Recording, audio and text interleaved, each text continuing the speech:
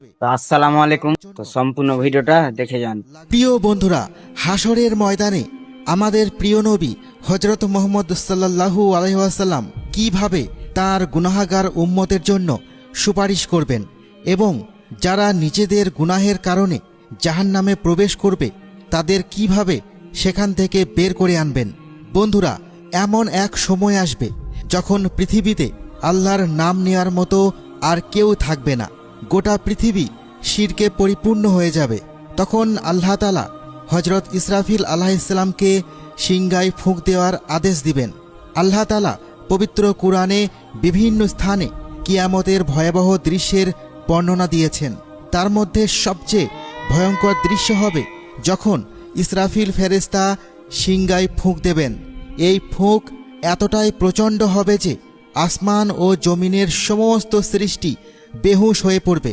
আল্লাহ পবিত্র কুরআনে বলেন, এবং যেদিন সিংগায় ফুঁক দেয়া হবে সেদিন আসমান ও জমিনে যারা আছে তারা সকলেই বেহুশ হয়ে পড়বে, কেবল আল্লাহ যাকে চাইবেন সে ছাড়া। এই প্রথম ফুঁক হবে পৃথিবীর ধ্বংসের সূচনা। পাহাড়গুলো তুলোর মতো উড়তে থাকবে, সমুদ্রগুলোতে আগুন জ্বলে উঠবে এবং আকাশ ফেটে চৌচির হয়ে যাবে, সব কিছু ধ্বংস হয়ে যাবে। এরপর আল্লাহর হুকুমে দ্বিতীয়বার সিংগায় ফুঁক দেওয়া হবে। এই ফুঁকের সাথে সাথেই জমিন তার ভেতরে থাকা সমস্ত মৃত নরনারীকে বের করে দেবে।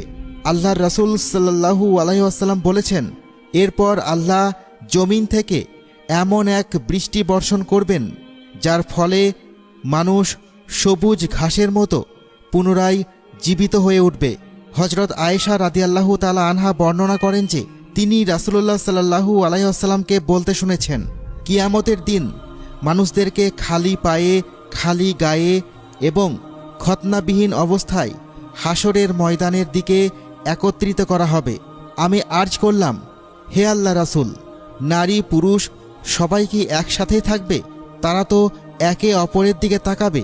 নবীজি সাল্লাল্লাহু আলাইহি ওয়াসাল্লাম বললেন, হে আয়েশা, পরিস্থিতি এতটাই ভয়াবহ হবে যে তাদের একে অপরের দিকে তাকানোর কোনো হুঁশই থাকবে না। যখন মানুষ কবর থেকে উঠবে তখন জমিনকে